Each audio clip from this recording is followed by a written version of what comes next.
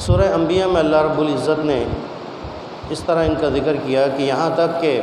جب کھولے جائیں گے یاجوج اور ماجوج اور وہ ہر بلندی سے ڈھلکتے ہوں گے تو ان کی تعداد اتنی زیادہ ہوگی کہ یہ پہاڑوں سے ادھر سے ادھر سے سب طرف سے آ کے تباہی مچا دیں گے۔ حضرت ذوالقرنین انہوں نے سفر کیے، قرآن شریف نے ان کے 3 سفر کا ذکر کیا کہ انہوں نے 3 سمتوں میں سفر کیا۔ یہ اور حضرت خضر علیہ السلام انہوں نے ایک سفر مغرب کی طرف ساتھ میں کیا۔ انہوں نے گزشتہ کتابوں میں اور ان کے پاس جو کتابیں تھیں اس میں پڑھا ہوا تھا کہ ایک ایسا چشمہ ہے آب حیات کا کہ جو اس میں سے پی لے گا تو وہ مرے گا نہیں، اس کو موت نہیں آئے گی۔ تو مغرب کی طرف انہوں نے سفر کیا اور وہ مقام تھا کہ جہاں پہ سورج غروب ہوتا تھا، اتنی دور جا کے انہوں نے دیکھا کہ ایک چشمہ ہے، اس کا چشمے کا پانی ہے، کالے رنگ کا پانی ہے، اس میں سورج جو ہے وہ ڈوب رہا ہے۔ جس طرح سمندر میں سفر کرنے والے جو ہے وہ ان کو ہر طرف پانی پانی نظر آتا ہے، اب جب سورج غروب ہوگا تو وہ سمندر میں جاتا ہوا نظر آئے گا ان کو، تو ان کو وہاں ایک بڑے سے چشمے میں نظر آیا۔ تو یہ جو آب حیات کا چشمہ تھا اس کو پانے کے لیے سفر اختیار کیا، اور انہوں نے کتابوں میں پڑھا ہوا تھا کہ کوئی ایک شخص ایسا ہوگا کہ جو اس چشمے سے پانی پیے گا اور اس کو موت نہیں آئے گی، تو انہوں نے سفر اختیار کیا۔ لیکن اللہ تعالیٰ کا کرنا ایسا کہ حضرت خضر علیہ السلام ان سے پہلے وہاں پہنچ گئے اور اس آب حیات سے پانی پی بھی لیا، اور حضرت ذوالقرنین وہاں تک نہ پہنچ سکے، وہ پانی نہیں پی سکے۔ تو وہاں پر ایک ایسی قوم آباد تھی کہ جو جانوروں کی کھال پہنتی تھی، ان کا لباس صرف یہی تھا،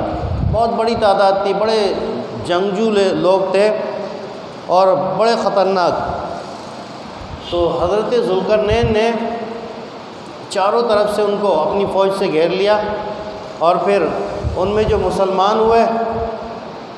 ان کے ساتھ رعایت ہوئی، ان کے ساتھ جو ہے ہمدردی ہوئی، اور جو مسلمان نہیں ہوئے انہوں نے لڑنا پسند کیا تو ان کی فوج نے ان کو ختم کر دیا۔ تو اس طرح وہاں کا سفر، پھر اس کے بعد پھر یہ مغرب کا سفر تھا، پھر انہوں نے شمال کی طرف سفر کیا۔ وہاں پر ایک ایسی قوم رہتی تھی کہ جو بڑی جنگجو قوم تھی، اور وہ صرف سمندری جانور، جو مردہ جانور ہوتے تھے اسی پر ان کا گزارا ہوتا تھا، وہی کھاتے تھے۔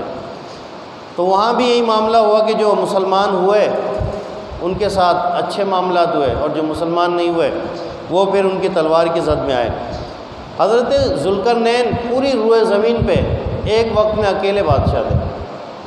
پوری روئے زمین پہ 4 لوگ ایسے گزرے ہیں جنہوں نے پوری روئے زمین پہ اپنے اپنے وقت میں اکیلے حکمرانی کیے، اس میں 2 مسلمان اور 2 کافر۔ مسلمانوں میں حضرت سلیمان علیہ السلام اور حضرت ذوالقرنین، جن کو سکندر اعظم بھی کہا جاتا ہے۔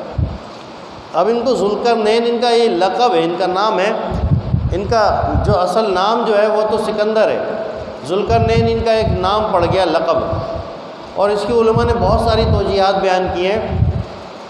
بہت ساری وجہیں کہ ان کی جو ہے والدین نجیب الطرفین تھے دونوں، یعنی حسنی حسینی جیسے ہم اس طرح کہتے ہیں، تو یہ اس طرح کے پرانی نسل سے نجیب الطرفین تھے، تو اس لیے ان کو ذوالقرنین کہا جاتا ہے، اور اس کو 2 سینگوں والا بھی کہا جاتا ہے کیونکہ ان کے تاج میں جو ہے 2 سینگیں بنی ہوئی تھیں۔ پھر ایک وجہ یہ بھی علماء نے بتایا کہ انہوں نے مشرق اور مغرب اور شمال و جنوب ہر طرف سفر کیا تھا، تو دنیا کی جو ہے ایک کنارے سے دوسرے کنارے تک انہوں نے سفر کیا، تو ان کو ذوالقرنین کہا گیا۔ تو بہت ساری وجہ، تو مسلمانوں میں یہ 2 تھے، حضرت سلیمان علیہ السلام اور حضرت ذوالقرنین، اور کافروں میں 2 تھے، بخت نصر اور نمرود۔ انہوں نے اپنے وقت میں پوری روئے زمین پہ اکیلے حکمرانی کی ہے۔ پھر اب وہ تیسرا مقام ہے جہاں پہ حضرت ذوالقرنین پہنچتے ہیں، تو وہ مقام ایسا ہے کہ جہاں پر 2 پہاڑ ہیں اور ان پہاڑوں کے بیچ میں جو ہے ایک قوم آباد ہے۔ تو اس قوم نے جب یہ وہاں پہنچے تو ان سے مدد طلب کی کہ آپ ہماری مدد کیجئے، کہ یہاں پر یہ قوم ہے یاجوج ماجوج، یہ لوگ نکلتے ہیں اور تباہی مچاتے ہیں، ہمارے جانور بھی کھا جاتے ہیں، درخت بھی کھا جاتے ہیں، انسانوں کو کھا جاتے ہیں، اور جو خشک چیزیں ملتی ہیں ان کو باندھ کے جو ہے لے جاتے ہیں۔ تو ہمارے پاس کچھ بھی نہیں بچتا، ہم صرف ان سے چھپ کر غاروں میں چھپ جاتے ہیں اور بچ جاتے ہیں، ورنہ جو نہیں چھپے وہ سب تباہ و برباد کر دیتے ہیں۔ تو اس کے عوض میں ہم آپ کو پیسے بھی دیں گے، مال و دولت دیں گے، آپ کی مالی مدد کریں گے۔ تو ذوالقرنین جو تھے، حضرت ذوالقرنین، انہوں نے کہا کہ مجھے تمہارے مال کی ضرورت نہیں، مجھے اللہ نے بہت دیا ہے۔ اب پوری روئے زمین پہ جو بادشاہ ہیں ان کو کیا مال کی ضرورت؟ اب ایک چھوٹی سی قوم کتنا مال دے گی؟ انہوں نے کہا اپنا مال تم اپنے پاس رکھو، بس تم ایک کام کرو، میرے ساتھ جو ہے جانی طور پر، اپنی جسمانی طور پر میرے ساتھ تعاون کرو، اور اس قوم کو جو یاجوج ماجوج ہے ہم اس کو جو ہے ایک دیوار کھڑی کر کے بند کر دیں گے۔ اب 2 پہاڑ تھے، بیچ میں راستہ تھا، اور وہیں سے وہ لوگ آتے تھے، بہت اونچے اونچے پہاڑوں پہ سے نہیں آتے تھے، وہ صرف نیچے سے آتے تھے۔ تو حضرت ذوالقرنین نے کیا کیا کہ کھدائی کرنے کا حکم دیا کہ بہت گہری جو ہے بنیادیں ڈالو، یہاں تک کہ پانی نظر آ گیا۔ اب انہوں نے اس میں جو ہے تانبا پگھلا کے ڈالا، سیسا پگھلا کے ڈالا، پتھر ڈالے اس کے اندر، اور اتنی مضبوط دیوار کھڑی کی، اور وہ بالکل پہاڑ تک گیا، اور ایسی مضبوط دیوار، پھر اس کے اوپر مزید پگھلا ہوا جو ہے تانبا ڈالا، اور مضبوط ہو گئی وہ۔ تو یہ سد ذوالقرنین کہا جاتا ہے اس کو۔ تو جب یہ توڑنے کے لیے آتے ہیں، حدیث پاک میں فرمایا کہ یہ جو یاجوج ماجوج ہیں یہ روزانہ اس دیوار کو توڑنے کے لیے آتے ہیں اور اس دیوار کو توڑنے لگتے ہیں۔ تو جب وہ دیوار ٹوٹنے والی ہوتی ہے تو ان میں سے ایک کہتا ہے کہ اب یہ تھوڑی سی رہ گئی ہے، کل آ کے توڑیں گے۔ اب جب کل آتے ہیں تو اللہ تعالیٰ کے حکم سے وہ دیوار پھر بن جاتی ہے اور مضبوط ہو جاتی ہے،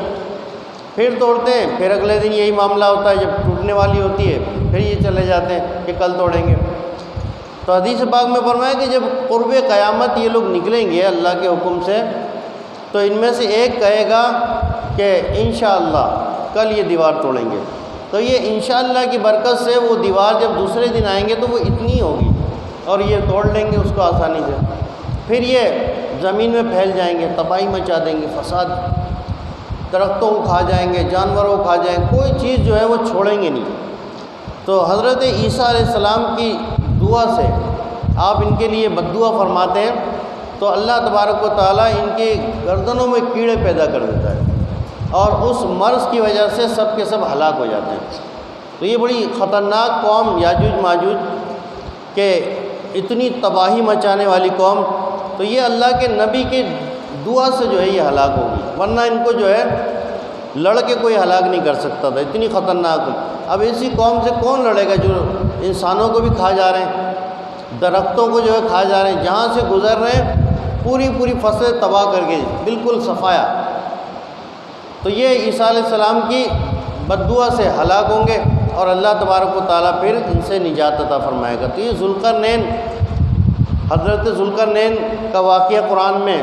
سورہ انبیاء میں، اور یاجوج ماجوج کا ذکر بھی سورہ انبیاء میں اللہ تبارک و تعالیٰ نے بیان فرمایا۔ اللہ رب العزت ہم سب کو قرآن حکیم فرقان حمید کی ان باتوں پر عمل کی توفیق عطا فرمائے۔